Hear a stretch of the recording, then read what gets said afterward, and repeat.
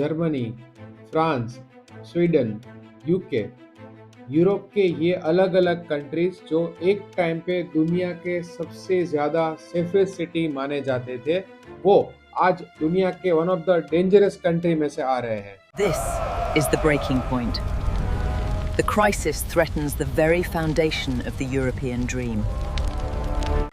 Girls अकेली घूम नहीं सकती है, रात को ट्रेन्स अवॉइड की जा रही है, पुलिस प्रेजेंस बहुत ज्यादा बढ़ रही है और आए दिन राइट्स हो रहे हैं, लेकिन सबका क्वेश्चन एक ही है, व्हाट हैपेंड टू यूरोप?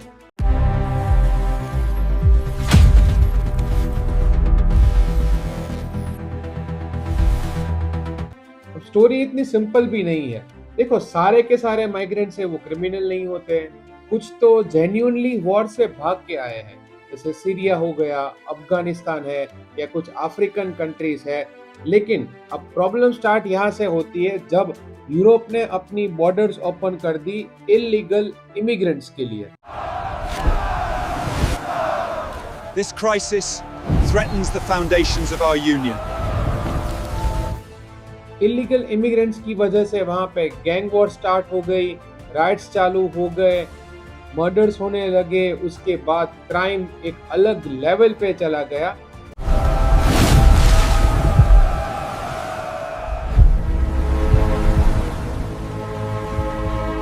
इन सब चीजों की वजह से जो लीगल लोग जो प्रॉपरली वीजा लेके आए हुए हैं, जिसमें इंडियन फैमिलीज है, कुछ अफ्रीकन फैमिलीज है और कुछ मिडिल ईस्ट फैमिली है, उन सबको रेसिज्म फेस करना पड़ रहा है।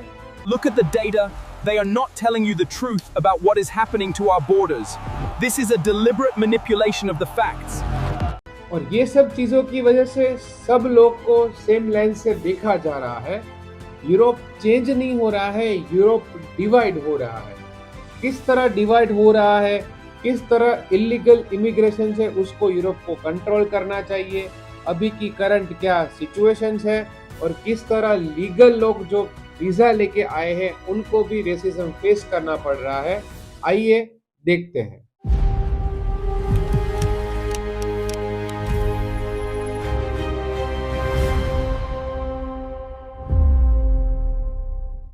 सोशल मीडिया पे आपको एक एक्सट्रीम नैरेटिव दिखा जाएगा। कुछ लोग बोलेंगे कि Europe is destroying and second लोग बोलेंगे एवरीथिंग इज प्रोपेगेंडा। लेकिन हमारी कहानी है इन दोनों की बीच की कहानी। Over the last few decades, our cities have changed dramatically. Rising populations are driving a mass in new housing. We need better planning for our growing city. Sweden में grenade attacks और गैंग वॉर्स अलग level पे चले गए।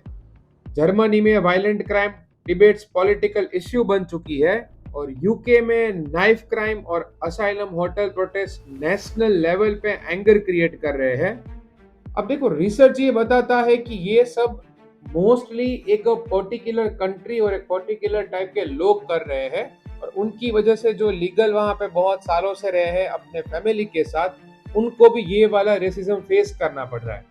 हो सकता है आपके कोई फ्रेंड्स, फैमिली या रिलेटिव्स आपको बोला हो कि we are facing a different kind of racism in Europe in some countries. उसका रीजन है ऐसे लोग जो इलीगली यूरोप में घुस चुके हैं। अब आपने बहुत सारे वीडियोस देखे होंगे, न्यूज चैनल देखे होंगे कि बोट्स में भर भर के अफ्रीका से और मिडिल ईस्ट से सबसे ज्यादा लोग यूरोप में घुस रहे हैं इलीगल तरीके से। उसका सबसे मेन रीजन अगर आपको जानना है तो आपको पहले यूरोप की ज्योग्राफी देखनी पड़ेगी। आप देखो, यूरोप एक साइड से अफ्रीका से कनेक्टेड है और एक साइड से मिडिल ईस्ट से कनेक्टेड है। तो इसीलिए होता क्या है कि मेडिटेरियन सी है या बाकी सारे जो ओशियंस के रूट है, वहां से इलीगली वहां पे एंटर करना जो माइग्रेंट्स हैं उन लोग के लिए बहुत ज्यादा इजी हो जाता है। अब इसमें होता क्या है, कोई भी कंट्री हो, चाहे सीरिया हो, चाहे अफगानिस्तान हो, चाहे इंडिया हो या बाकी व्हाट्सोएवर कंट्री हो, वो कंट्री से कुछ फैमिली ऐसी होती है, कुछ लोग ऐसे होते हैं जो एक बहुत ही अच्छा ड्रीम लेके जाते हैं कि हम यूरोप में जाएंगे, वहाँ पे सेटल हो जाएंगे, वहाँ पे हमारी बेटर लाइफस्टाइल होगी, बेटर हेल्थ केयर मिलेगा, क्लीन एयर मिलेगी, गुड क्वालिटी ऑफ फूड मिलेगा। प्रॉब्लम कहाँ पे आती है, जब ऐसे इलीगल इमिग्रेंट्स वहाँ पे आ जाते हैं और वो अलग टाइप के क्राइम करने लगते हैं, कुछ ऐसे हीनियस क्राइम करते हैं जो वो नहीं करने चाहिए। This is Christmas in Europe 2025. Here you got London, England. London, England. It used to be a beautiful, beautiful British place full of beautiful, beautiful British people.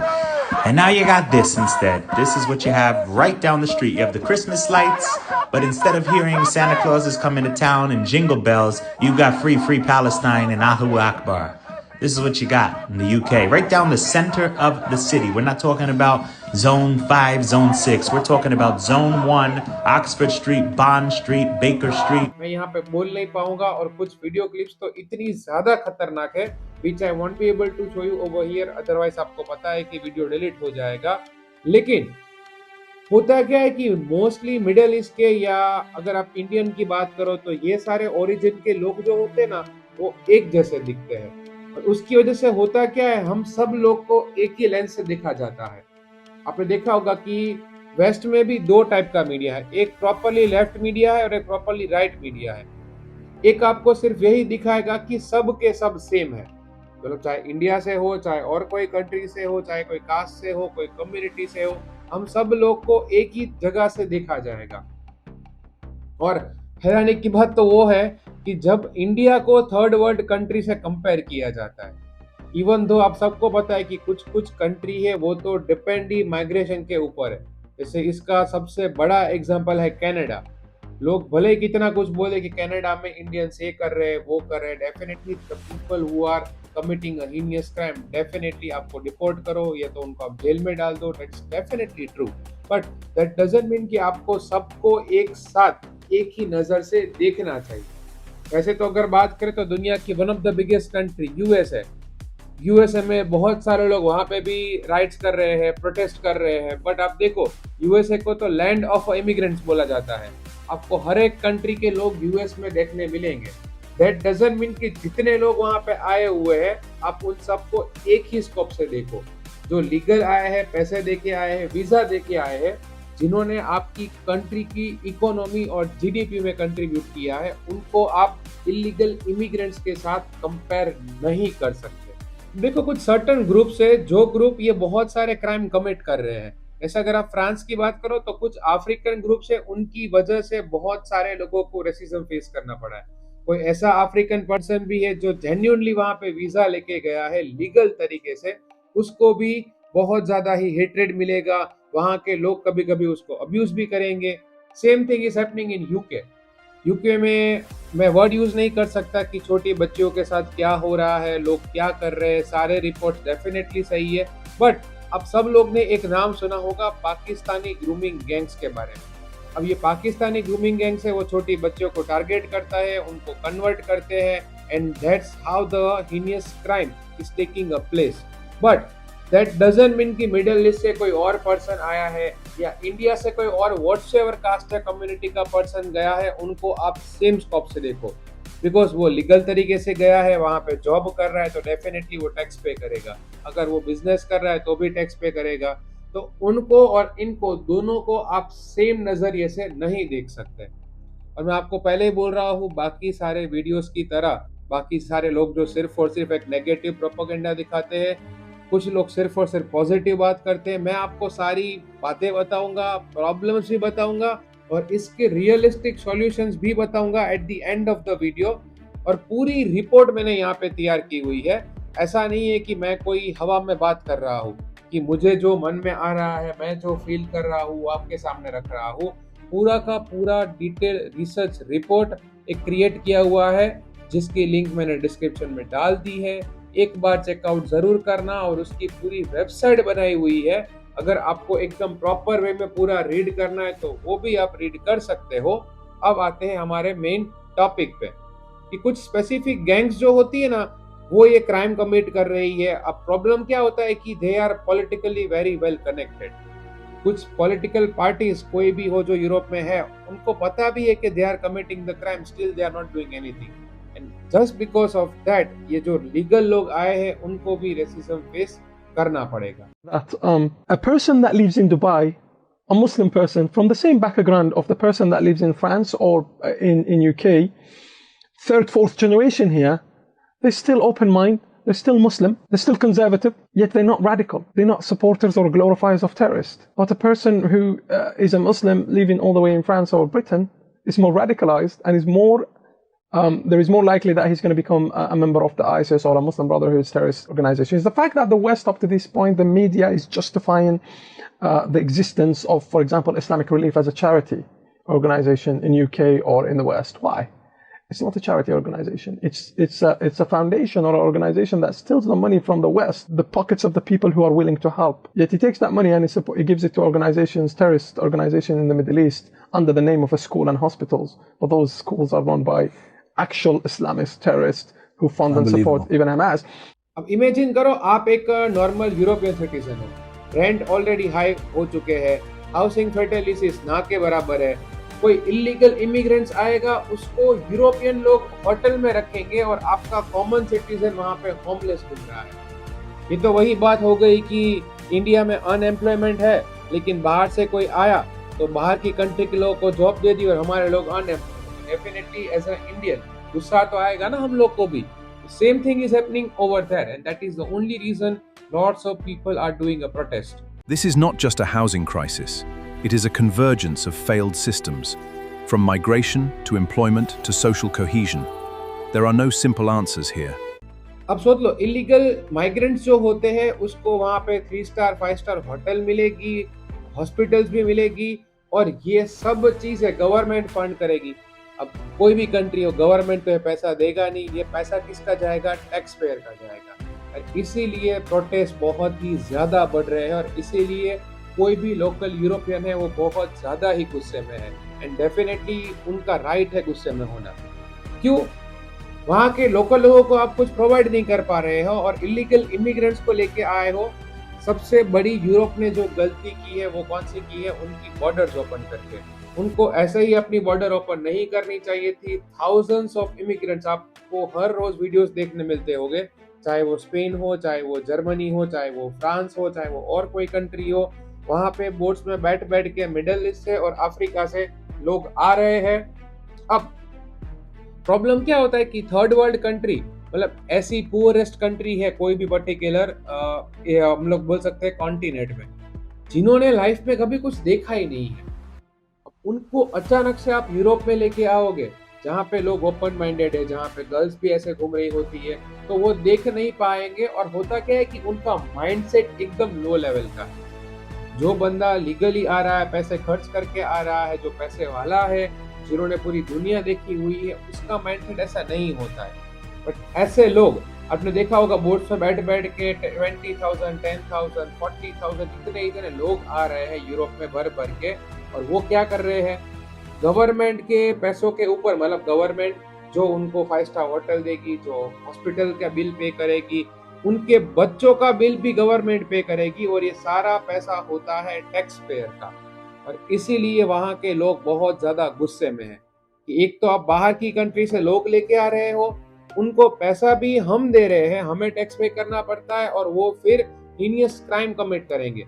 आपने पेरिस के कुछ वीडियो देखे होंगे कि पेरिस अब पहले जैसा नहीं रहा है, या और भी कोई आप ले लो, आप लंदन की बात करो या आप डबलिन की बात करो, आप बेलफास्ट की बात करो, कोई भी सिटी, बड़ा सिटी आप ले लो, कोई भी कंट्री का यूरोपियन, सब जगह पे क्राइम्स अलग लेवल पे जा रहे हैं। और मीडिया आपको एक साइड का प्रोपेगेंडा या नैरेटिव दिखाएगी। ऐसा नहीं है कि सिर्फ और सिर्फ लोग मिडिल ईस्ट वाले या अफ्रीकन से क्राइम कमिट कर रहे हैं, वहां के लोग भी कोई कम नहीं है, वो लोग भी क्राइम कमिट कर रहे हैं। But the west media will always show you the only one side of a thing, कि यही लोग क्राइम कमिट कर रहे हैं, जबकि रियल में तो क्राइम कमिट पूरा ग्रुप करता है एक साथ, बट हाईलाइट कौन सा होता है? यही वाला ग्रुप। हाँ, मैं मान सकता हूँ कि we can't say the percentage, but 60 to 70% middle east के हो सकते हैं, अफ्रीकन हो सकते हैं, बट वो 30% जो लीगली आए हैं बेचारे, जो अपनी लाइफ बनाने आए हैं, उनकी क्या गलती है? उन सबको भी रेसिज्म फेस करना पड़ेगा इन इलीगल इमिग्रेंट्स की वजह से। You cannot be Muslim more than me. You will not be more Arab than I. So why is it that I banned the Muslim Brotherhood and you haven't? Why is it the fact that Islamic Relief is banned in UAE and it's banned in Mecca, but is allowed in Paris and in London? So it's, yeah, there's a lot of question to be. अब लोगों ने openly बोलना start कर दिया कि enough is enough. कि Europe का बहुत हो चुका है, अब हम इलीगल इमिग्रेंट्स नहीं लेंगे। और देखो, जब इमिग्रेंट्स लेने की बात आती है ना, तो उसमें एक कंट्री का नाम सबसे लास्ट में आता है। जो अच्छी बात है वो है पोलैंड। आपने बहुत सारे वीडियो में देखा होगा कि पोलैंड है वो इलीगल इमिग्रेंट्स लेती ही नहीं है, माइग्रेंट्स नहीं लेती है, इसीलिए Poland is still one of the safest city in Europe to travel. उसका रीजन वही है कि वो लीगल इमिग्रेंट्स जो होते हैं, जो एजुकेटेड है, जो आपकी इकोनॉमी में, आपकी जीडीपी में कंट्रीब्यूट कर सकते हैं, पढ़े लिखे हैं, तो उनको ये सब करने की जरूरत ही नहीं है। तो ऐसे लोग लेंगे, लेकिन इलीगल इमिग्रेंट्स कोई भी लेगा नहीं। यूरोप के कुछ लीडर्स ने या ईयू लीडर्स ने जानबूझ के इलीगल इमिग्रेंट्स लिए हैं। क्यों? अच्छा होने के लिए, अच्छा दिखाने के लिए कि देखो भाई, हम लोग ने ह्यूमैनिटी के लिए ये सब किया। आपको पता है कि कुछ लोग कितने भी गरीब कॉन्टिनेंट से आ जाए, आप बोल सकते हो कि पुअर कंट्री से आ जाए, उनका माइंडसेट आप चेंज नहीं कर सकते। जो क्राइम वो वहां पे कमिट कर रहे थे, वो सेम टू सेम क्राइम वो यहाँ पे आके भी कमिट करेंगे। That is the only reason Europe को सबसे पहले तो अपनी बॉर्डर क्लोज करनी पड़ेगी। उसके अलावा जितने भी इलीगल इमिग्रेंट्स हैं, उन सबको डे बाय डे जितना हो सके उतना मास लेवल पे डिपोर्ट करना पड़ेगा। This is the only solution Europe can have. अब देखो, कुछ यूरोपियंस मानते हैं कि सारे के सारे क्राइम सिर्फ और सिर्फ एक पर्टिकुलर ग्रुप कर रहा है। कुछ यूरोपियंस मानते हैं कि ये सिर्फ और सिर्फ एक पॉलिटिकल प्रोपेगेंडा है। अब रियलिटी क्या है? देखो, रियलिटी एग्जैक्टली क्या है वो बाहर कम आएगी, बिकॉज आपको पता है कि पॉलिटिकली मोटिवेटेड प्रोटेस्ट जो होता है वो कभी बाहर नहीं आता है। कभी कभी बहुत सारे सिटी में प्रोटेस्ट हो रहे हैं, बट हमें पता नहीं कि वो प्रोटेस्ट जेन्युइन है या लोग करवा रहे हैं। कुछ लोग ऐसे हैं जो सिर्फ और सिर्फ ब्लेम कर रहे हैं अलग अलग कंट्रीज को। जैसे कि मैंने पहले ही बताया कि कोई भी वेस्ट हो, वो कभी भी कोई इंडियन की अच्छी बात नहीं दिखाएगा। हमें पता है कि हमारे लोग न्यूसेंस क्रिएट करते हैं, हमारे कुछ लोग हैं वो क्राइम भी कमिट करते हैं, डेफिनेटली उनको रिपोर्ट करो, कोई फर्क नहीं पड़ता है। बट दैट डजंट मीन कि आप ये देखो, ऐसे एग्जांपल अगर हम जर्मनी की बात करें तो Germany country one of the ऐसा कंट्री है जहां पे सबसे ज्यादा माइग्रेंट्स है या इमिग्रेंट्स है। मतलब अगर सारे के सारे इमिग्रेंट्स को आप लीगली निकाल दो तो जर्मनी की इकोनॉमी कोलैप्स हो जाएगी। Same thing will happen with Canada. तो आप ऐसे निकाल नहीं सकते हो, बट दोनों को सेम स्कोप से देखना बंद कर दो कि जो लीगली आया हुआ है, जो डॉक्टर है, इंजीनियर है या आपकी इकोनॉमी में कंट्रीब्यूट कर रहा है उसको, और जो इलीगली आया है, जो क्राइम कमिट कर रहा है, जो मर्डर कर रहा है, उन दोनों को कंपेयर मत करो just because of the skin of their colour. इससे आप कंपेयर नहीं कर सकते। जैसे ही ये बंद होगा बहुत सारे प्रॉब्लम सोल्व हो जाएंगे। देखो, क्वेश्चन माइग्रेशन नहीं है, क्वेश्चन ये है कि क्या different kind of a community को एग्जिस्ट विदाउट डिस्ट्रॉइंग ट्रस्ट। और ट्रस्ट ब्रेक कब होता है? जब सोसाइटी अनस्टेबल हो जाती है। प्रॉब्लम बहुत सारी है, इसके सॉल्यूशंस भी है। देखो, आप दुनिया के कोई भी कंट्री में जाओगे ना, आपको अलग अलग कंट्री के, अलग अलग कम्युनिटी के, अलग अलग ट्राइब के लोग आपको मिलेंगे। और एग्जाम्पल लेते हैं, मैं किसी पर्टिकुलर कंट्री, कम्युनिटी या किसी पर्टिकुलर ट्राइब को हम लोग टारगेट नहीं कर सकते। मेरा ऐसा मानना है कि in every single country, in every single community there is a good people, there is a bad people. And just because of some bad people you can not target the whole community और the whole country man. ऐसे example, US में जाओगे आप, Australia में जाओगे, वहाँ पे बहुत सारे इंडियंस के साथ रेसिज्म हो रहा है। आई डू बिलीव कि कुछ इंडियंस करते ही ऐसा जैसे कि बाहर के लोगों को अच्छा नहीं लगता है। उन लोग को आप निकालो, उन लोग को डिपोर्ट करो एक साथ। मैं तो बोल रहा हूँ लाइफ टाइम के लिए वीजा कैंसिल कर दो कि वो लाइफ में कोई कंट्री ना घूम पाए। Same thing we need to do with the African countries, with the middle east countries. अब सबसे मेन चीज देखो, यूरोप क्या कर सकता है इसमें? एक तो स्मार्ट बॉर्डर्स। आप ऐसा तो बोल सकते हैं कि यूरोप है वो अंडर डेवलप है, डेफिनेटली सबसे ज्यादा डेवलप्ड कंट्री है वो यूरोपियन कॉन्टिनेंट में है। तो आपके पास पैसा है, आपके पास सब कुछ है, आपके पास मैन पावर है, आप इतनी ज्यादा पुलिस लगा दो, आप बॉर्डर पेट्रोलिंग बढ़ा दो, आप ओशियन में भी नेवी को बोल दो कि हो सके उतनी बोट से उसको वापस भेजना है, जितना ज्यादा हो सके उतने लोगों को अरेस्ट किया जाए। अरेस्ट करने के बाद आपको पता चलेगा कि इसका कोई भी छोटा से मोटा क्राइम है, उससे अगर इसका रिलेशन है तो उसको उसकी कंट्री में वापस डिपोर्ट किया जाए। आई नो बोलना बहुत ज्यादा इजी है, जब तक यूरोपियन लीडर्स ये चीज नहीं करेंगे तब तक कुछ भी होने वाला नहीं है। आपने देखा होगा same thing is happening with India right now. बहुत सारे इलीगल इमिग्रेंट्स अलग अलग कंट्री के, बांग्लादेश के, यहाँ के हमारे कंट्री में रहते हैं और उसको धीरे धीरे निकाला जा रहा है। कोई भी कंट्री में, जैसे एग्जांपल, अगर कोई इंडियन ऑस्ट्रेलिया में रहता है, यूएस में रहता है, तो definitely they need to abide by their law, they need to respect their cultures. अब वहां जाके ऐसा बोलोगे कि अब हमारा कल्चर अडेप्ट कर लो, ठीक है, आप हम जैसा बोले वैसा करना है, आपका रिलीजन मैटर नहीं करता है, आपका कल्चर मैटर नहीं करता है, डेफिनेटली उनको डिपोर्ट किया जाए।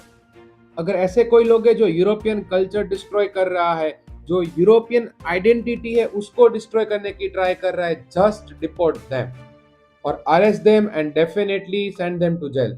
उनको लाइफ टाइम या तो सेंटेंस दे दो या उसको अपनी कंट्री में वापस डाल दो, यही सबसे बेटर सॉल्यूशन हो सकता है। ये सारे के सारे लोग illegal immigrants and common citizen, they do not coexist with each other, ये पॉसिबल नहीं है। ये पहले यूरोपियन लीडर्स को समझना पड़ेगा, तभी जाके जो लीगल इमिग्रेंट्स है उनको एक अच्छे नजरिए से या अच्छे स्कोप से देखा जाएगा। In a world of infinite data, connecting the forces that shape our future. उसके अलावा एयरपोर्ट से जितने भी लोग आते हैं सबके पास अपना पासपोर्ट होता है, सबका वीजा होता है। आप देखो कि वो बंदा जेन्युइनली आया है, अगर वो जेन्युइनली आया है, वो कोई अच्छे फील्ड से बिलोंग करता है, वो आपकी कंट्री की इकोनॉमी में डिस्ट्रीब्यूट कर सकता है, तो डेफिनेटली उनको वीजा दो, उनको लाइफ टाइम के लिए भी आप उसको पीआर प्रोवाइड कर सकते हो। और आपको पता है कि इसका कोई क्रिमिनल रिकॉर्ड नहीं है। इतना तो देखो बहुत सारी कंट्री करती है। सबसे बेस्ट एग्जांपल हम यूएई का ले सकते हैं। यूएई में आपने देखा होगा one of the lowest crime in the world है। वॉर की वजह से जो भी हो रहा है डजंट मैटर, बट आप ओवरऑल देखो तो क्राइम रेशियो बहुत ज्यादा ही कम है। उसका रीजन बहुत सारे कंट्री से लोग आ रहे हैं, बट वहां पे क्राइम के जो रूल्स है वो इतने ज्यादा स्ट्रिक्ट कर दिए गए हैं, और ऐसे ही किसी को इलीगल इमिग्रेंट्स को आने भी नहीं मिलेगा और ऐसे ही किसी को वीजा भी नहीं मिलेगा। ये सेम चीज अगर यूरोप कर देना, तो जो पहले का यूरोप था, जो हम इमेजिन किया करते थे कि भाई स्विट्जरलैंड बहुत जोरदार है, फ्रांस बहुत जोरदार है, या जर्मनी या स्पेन की बात कर सकते हो, पोर्टुगल की बात कर सकते हो, तो ये सेम चीजें वापस हो सकती है। बट उसके लिए Europe needs to close their borders, उनको अपनी बॉर्डर्स क्लोज करनी पड़ेगी, तभी जाके चेंज आएगा। वरना डेफिनेटली यूरोप का पूरा जिस तरह अभी आइडेंटिटी चेंज हो रही है, यूरोप नेक्स्ट अफ्रीका या नेक्स्ट मिडिल ईस्ट बन जाएगा, उसको बनने में टाइम नहीं लगेगा। जो एक्सट्रीमिस्ट है वो यही चाहते हैं कि यूरोप का पूरा कल्चर है उसको डिस्ट्रॉय किया जाए और उसको नेक्स्ट मिडिल ईस्ट या नेक्स्ट अफ्रीका बनाया जाए। तो वो अगर यूरोपियन लोग और यूरोपियन लीडर्स नहीं चाहते हैं, you need to close their borders and deport as many illegal immigrants as you can. The future is not decided by borders alone. It is decided by people. अब question, क्या Europe stronger multicultural society बनेगा या internally divided continent होगा? देखो, एक बात तो clear है कि यूरोप का फ्यूचर अब बॉर्डर्स डिसाइड नहीं करेंगी, वहां के लोग डिसाइड करेंगे।